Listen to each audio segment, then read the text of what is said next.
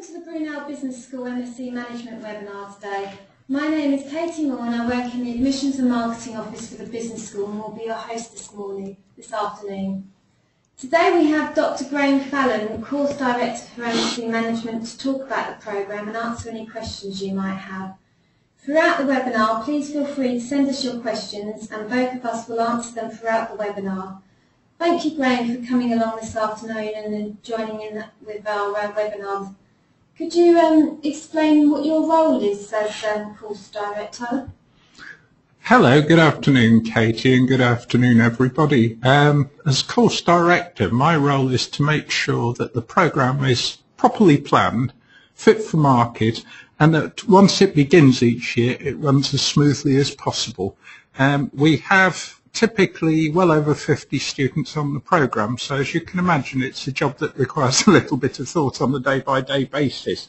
But in the years that I've been running it, student satisfaction has been very good, so I see that as an endorsement really of the way in which we've been running it. Okay, thanks, Grahame.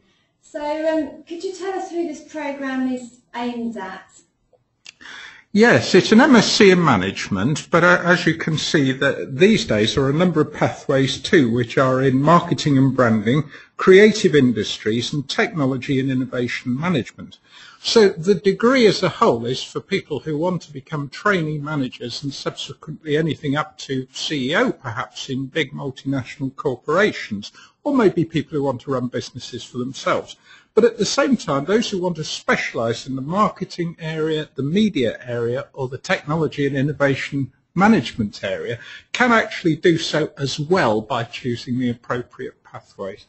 Excellent. Well, we'll probably focus a bit on the pathways maybe a little bit later on, but could you tell us what the main objectives of the programme are and what the learning outcomes of this programme are for the students? Yeah, the programme has academic but also practical objectives and outcomes, and I think that we should stress that.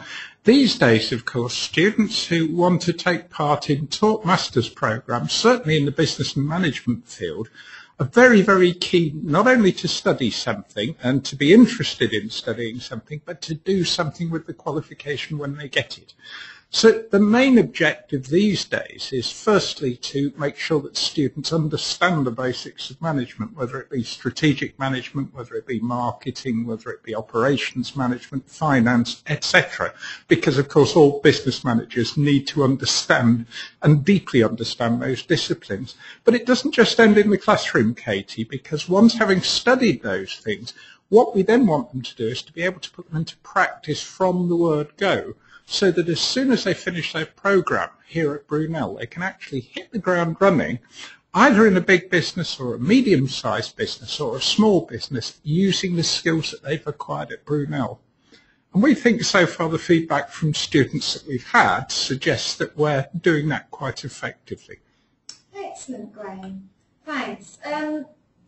So we've had a couple of questions come through already, and one of them is related to what you just asked, just mentioned there about the placements. So in which companies do we have, do the students, one of the questions they've asked is, in which companies do they have a chance to work in the internship? And this is the first year that we're having a placement for this MSc Management, and we've been working very closely with the Placement and Careers Centre, and I know we've been advised that they're working very closely with companies that we've built reputations with over the last few years for our undergraduate students. We have relationships with the big blue chip companies, don't we? So I believe that's where we're hoping to have our students placed at. Have you got anything to add to that, Grahame, or is that what? I would agree with that, Katie. I mean, we have close links as a school as well through our Business Life programme, but also, as you said quite rightly, with the Central Placement and Careers Service, with a whole range of blue chip companies in the London area. And clearly, if you think about where Brunel is on the map, we're not only pretty close to central London, but we're close to the City of London, and we're also close to Heathrow Airport. So two of the obvious sets of employers would be financial services, but also aerospace related businesses who actually have headquarters or major offices in those two markets. We also sit right on the start of the M4 corridor, and the M4 corridor, as everybody knows, is a centre for light industry, high-tech industry, and also consumer products related trades. So we'd expect students to be helped to obtain placements in one of those areas. It could be with a very, very well-known business, like, for example, Hong Kong Shanghai Bank, or it could be for a relatively obscure local business. But clearly there are benefits to working for smaller businesses too, which students might not always realise. And those benefits are that rather than being put behind a specific desk and being given a specific role to do for the period of the placement, students might be given the opportunity to rotate around a whole series of different activities, which would actually give them a broader sense of what business is about. Remember the nature of the MSc Management. It's not just strategic management.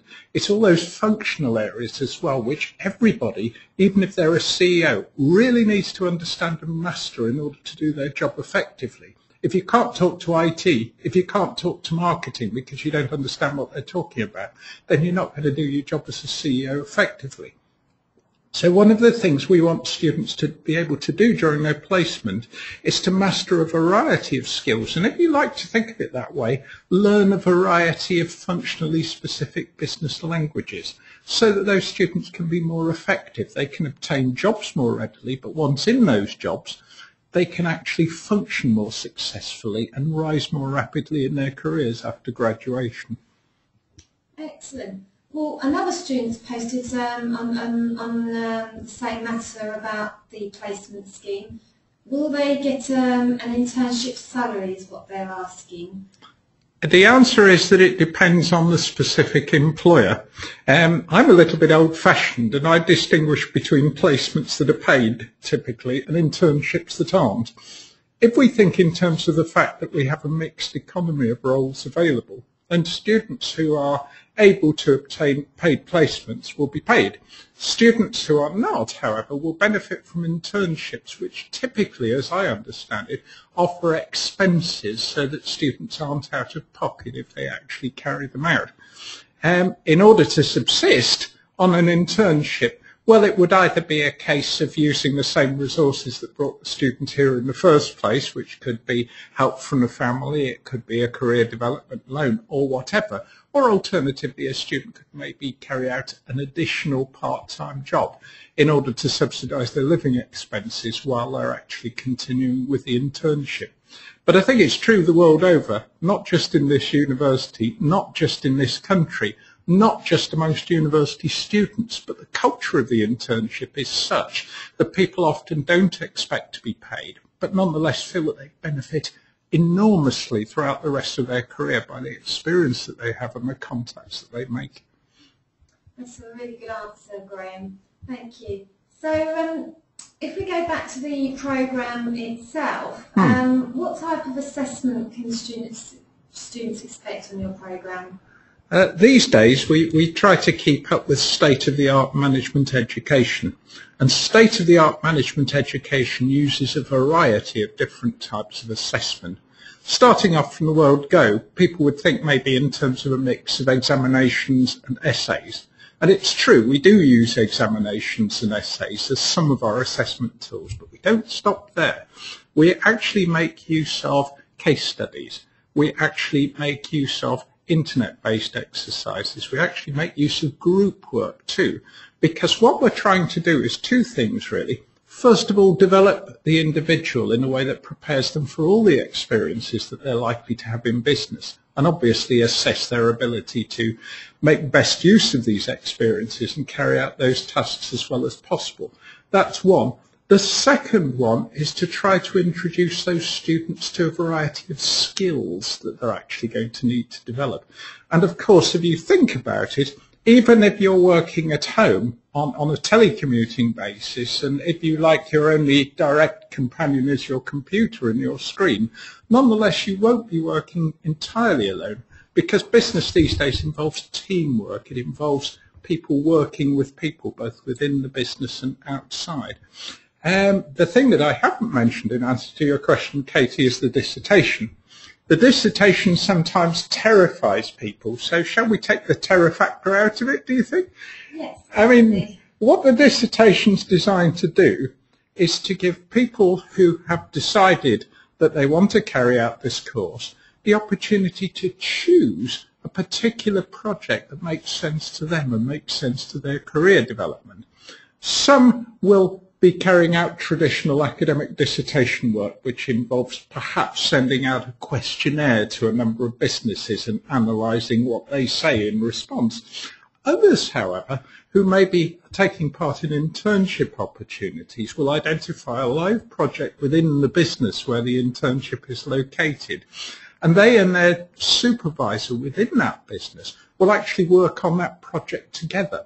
So that I think the important message to put across, Katie, is that students are never alone when they're carrying out dissertation work. I know there's a terror factor that you're sitting in a little garret in the rooftop of your house, you're surrounded by cobwebs, you don't see anybody from one week to the next, you're terrified and you're facing some kind of awful deadline. But actually it doesn't work that way. What we try to ensure these days is firstly that it means something in terms of career progression as well as academic achievement. Secondly, that it helps students to build a network of contacts who are going to help them with their career development.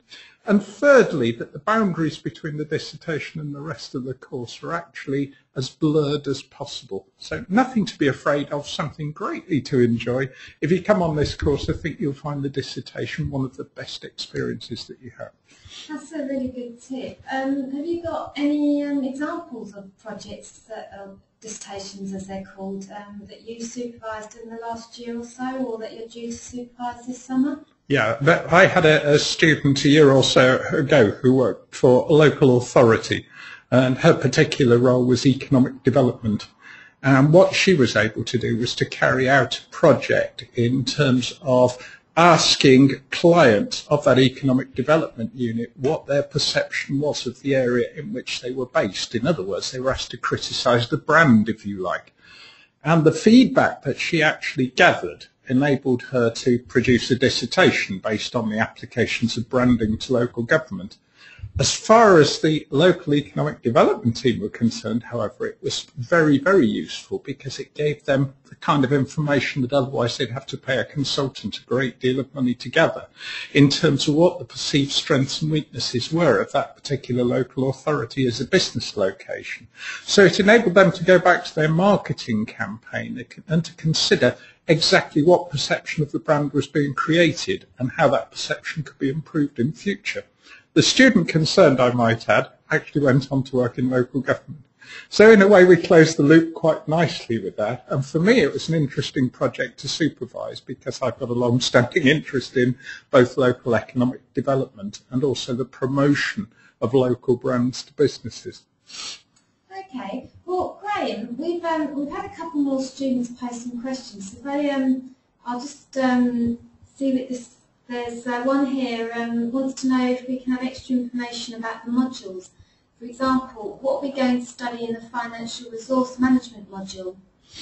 We can take the email address of the student who's actually making that inquiry, if he or she is willing to give it, and what we can then do is send a package of information to them explaining probably in greater detail than the prospectus already does what is actually taught on that module, what happens in the classroom and how it's assessed. Obviously, in a forum like this, it would be a little bit difficult in the time available to run into minute details in terms of all the modules that we offer. But I think to allay any fears that they might have, students usually react to that module by saying, A, it's highly practically based, and B, it's teaching the material of very, very great relevance to those who are prospective managers or those who hope to run their own businesses in the future. So clearly it's got academic content, but it's also got good practical applications as well. Okay, great.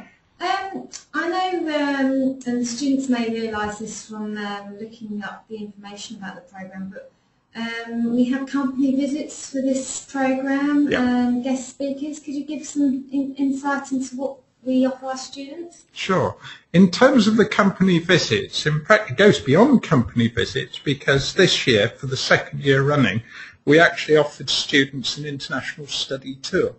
And therefore the company visits that the students who competed for a place on that tour and were successful in getting that place, their company visits were actually in Turkey. And they carried out something like 5 company visits, one of which was to Deloitte, the international business consultants and accountants. A second one was to a textile firm called Astor Textile, which you probably haven't heard of, and nor had I. But in fact, that textile business supplies Marks and Spencer's, amongst other British high street brands. We visited a logistics plant. We also visited a company that makes brake linings for big international automotive firms like Mercedes-Benz. So it was quite a varied experience, and the visit actually finished with an address from a well-known Turkish financial journalist who was able to run down the strengths and weaknesses of the Turkish economy and talk about exactly why international businesses should invest in Turkey or should do business with Turkey, despite the events that, of course, we've all been looking at on Taksim Square over the last couple of weeks. As far as British visits are concerned, we went to Silverstone, which students found very, very appealing, the home of Formula One, we're told, the first ever World Formula One Centre, which is here in the UK, near Northampton in the Midlands, if you know it. We went to Lloyd's of London, which speaks for itself. It is the world's biggest and most important insurance and reinsurance market. Very, very fascinating, actually, in many ways. We went to Tata Jaguar Land Rover also, and Tata JLR is very interesting, not only because they make upmarket cars in a very, very high-tech way, but of course because they're also the wholly owned subsidiary of Tata Corporation of India. So what we had there was a very, very good example of an international takeover. And we found that the results of that takeover had been very, very positive for that long-established British company because of the amount of money that Tata were able to invest, but also because of the management skills that they were able to teach them. So now we have, if you like, a marriage made in heaven between a Jaguar and a Land Rover brand, which is going great guns in a whole series of international markets as well as in Britain, and at the same time a very, very successful subsidiary from Tata's point of view.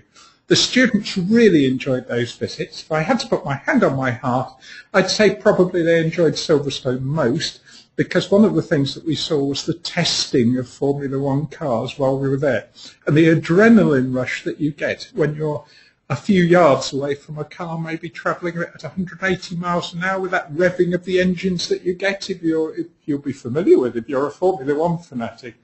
Yeah, I think everybody enjoyed that, even including me. Excellent, Grahame. It does sound interesting. So we're drawing near to the end of the webinar. We have just under 10 minutes left, so we've got a couple more questions. If you need to have any questions answered, then please do post them quickly. Okay, so the research that you're involved in the research centre, do you and your academics use this as part of the curriculum for the MSc Management programme? Yes, we do. I belong to CBeam, and CBeam is a research centre with a focus on international business, culture, but also enterprise. It's quite interesting that 2 of the modules that we offer on the MSc Management programme directly link to that enterprise theme. One is delivered by my colleague Christine Stoyan, Dr. Christine Stoyan, and she is a well-known expert on the theme of small businesses and small business internationalisation in particular. So she delivers a module based around that particular area, but also based around her publications and her own developing research interest in that field. She herself will be working with me on co-supervising a doctoral student in the autumn, and the theme is actually going to be international business development and expansion. So there's a direct link in there from her research and the work of the research cluster to what happens in the classroom. The other related example is a module which I teach myself called business planning. Business planning again relates to a big area of research for the business school. But interestingly enough, that course is quite practically based. So if you're familiar with the Dragon's Den concept, basically we follow the lines of that quite closely in linking students to real-life projects based on the engineering, design and technology skills of another part of Brunel University. Final year students in that school come up with projects such as, for example, designing an ergonomically comfortable new chair, or a new form of baby carriage which actually will fit in the back of a small hatchback car, which obviously so many modern baby carriages don't. Students are then put into a team and given the task of actually putting together a business plan to commercialise that product. And at the end of the day, they have to carry out a Dragon's Den style pitch. And at that pitch, we bring in people from local business. So this year, for example, we had an accountant, we had a banker, we had somebody from local government, and it was down to them to judge the practicality and the quality of those projects that the students had put together. The students were terrified before the event, I might say, but at the end of the day, they really enjoyed it, and they thought that they got quite a lot out of that. But in a way, Katie, that's an example of tying together our research with quite practical applications, using the classroom as a bridge between the two. And again, getting back to the earlier question about assessment, that's a really good example of group work. And group work which isn't only assessed by academics, but is assessed by members of the outside business community with whom this business school has very, very good contact. Excellent, that's a really good insight. Finally, we've got a couple of more questions that have come through. One of them is related to, whilst we're talking about the modules, they want to know if it's possible to change a core module to another module from the optional list. I believe that wouldn't be possible because core modules are compulsory, so unfortunately the core modules listed for the programme and any of our other master's programmes are compulsory, so I'm afraid that wouldn't be possible. The only thing that the caller might want to take into account there is the flexibility of the dissertation, because although the dissertation is a core module, think about it, you can write a dissertation about any strategic management topic or any operational topic. You can write a dissertation about international business, you can write a dissertation about marketing or finance.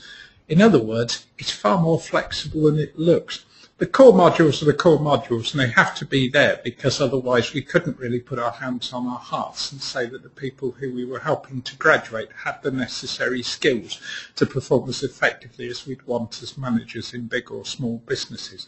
But on the other hand, think in terms of the flexibility of the programme as a whole. We'd argue that in a way it both delivers that strength of the core modules but also the customisation or the flexibility of the options and the dissertation, which really students can tailor to their own needs. Okay, thanks Grahame. Well, a couple of our questions have popped through whilst we were so we're going to have to wrap up in a minute, guys, but we'll just ask Grahame this very quickly. So the overseas study tour you went on recently, it's not something that we can guarantee will happen every year, but if we do go ahead next year and give an overseas study tour, how would students get the opportunity to be involved? Because not all the students can go. No, not all the students can go, and as Katie just said, of course, until the head of school takes the final decision, we don't know for certain that it's happening next year, but we certainly hope that it does. Students take part if they're interested in an open competition, which involves submitting a CV, submitting a one-page letter of application saying why they want to go, and doing a simple online test. This year, we took the people who did best on those 3 exercises. Excellent, right. Well, students asked about the marketing and branding pathway. I know that's not your specialism, Grahame, but they're just wondering what the difference between that pathway is and the management pathway. Are you able to shed any light on that? Yeah, there are 2 main differences, or 3 actually. The first main difference is that they complete 2 specialist modules, which are brand management and consulting and international marketing. They could, of course, complete those modules if they wanted as part of their free choice if they were on the general pathway. But the second difference wouldn't then apply, which is that they actually receive a named award, which is called an MSc in Management, Marketing and Branding. And if we think about it, that would enable people going along that route to target themselves to a different kind of potential employer from people who were simply MSc Management graduates. The third difference is we would expect students following the marketing and branding pathway to agree to write or to research a marketing or branding dissertation. So again, if you think about it, you've got the generalism of the core modules, but now you've got the specialism of the particular pathway that you've chosen. At the end of the day, you could perhaps then consider that you could either be applying for general management roles, but as somebody who was able to bring additional marketing insights to one of those roles, or alternatively, that you might want to consider applying to more specialised roles once you've finished your course here with a more specifically marketing orientation instead. So in a way, it's giving you additional strings to your bows, and we consider that that's quite a valuable thing to offer people in what we know is a highly competitive job market. Okay, thanks, Grahame. We've got one of our listeners has asked 2 questions. I think one of them might have slightly been answered earlier on. This might be because they've joined the webinar slightly later. They want to know if students get a salary whilst they're on the placement, and also after graduation, which fields could they work in? Well, probably very similar to, I should imagine, to the placements, but maybe you'll be able to enlighten us. Yeah, I mentioned earlier that I would distinguish, and I think quite a few HR professionals do still distinguish between an internship, which is non-salaried, and a placement, which typically is salaried. We have quite a well-known placement and careers centre which has many links with potential employers, particularly within London and the South East, which after all, let's be honest, is the biggest part of the UK job market, isn't it? Certainly these days. So it would depend on what particular opportunities you chased as to whether those would be remunerated, salaried or waged or not. But there certainly are opportunities there that would be paid, as well as opportunities that may not be. And it would be up to the particular individual, really, to consider which they preferred. Remind me, Katie, what was the second question? The student wants to know after graduation, which fields could they work in? I should imagine that would be similar to the placements. Yes, typically, if you think about it, if you decided on a placement and you wanted to go and work for a bank, then it would be logical to actually perhaps link that to what you wanted to do following the end of your degree. And it's quite possible that the bank that employed you, if you made a good splash and you made a good impression, might even be prepared to offer you some kind of role. Now, it's a long way away from Brunel guaranteeing that, let alone the potential employer guaranteeing that. But we are aware of instances where that has happened in the past, and obviously it's a case of making new contacts and making a good impression. Getting jobs these days isn't just about firing off pieces of paper, because you could find yourself firing off hundreds of pieces of paper without any kind of return. It's about building a network, making contacts through that network and creating relationships which can offer a platform for actually finding the right kind of employment for you. Once you get into your first job, of course, then people know people and you can expand that network in a broader but also a deeper way, making use of the new opportunities that you'll get once you're actually working for a business.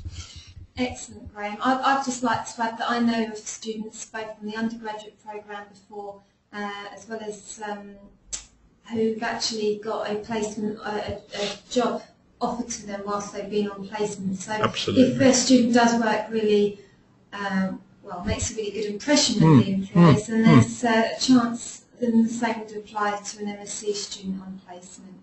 It looks like we've had all the questions now, so we're going to wrap up there. Just like to highlight that this picture here is the Eastern Gateway building, and this is where we're currently sitting talking to you.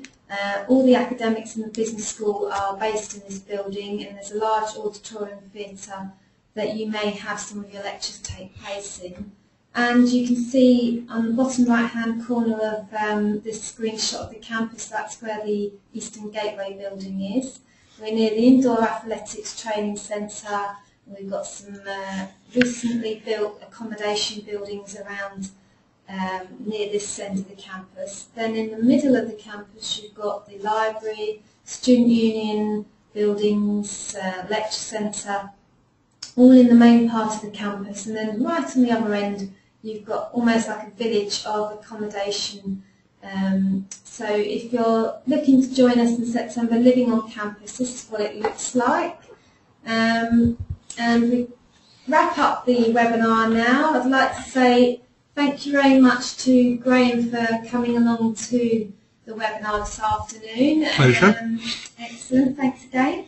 If you want to contact us after the webinar, you can follow us on the Facebook, Brunel Business School Facebook page, our Twitter page, LinkedIn, and you can email myself or my colleagues at masterbbs@brunel.ac.uk or telephone me on 01895 265 910, and Grahame's email address is grahame.fallon@brunel.ac.uk, and his telephone number is 01895 265 039.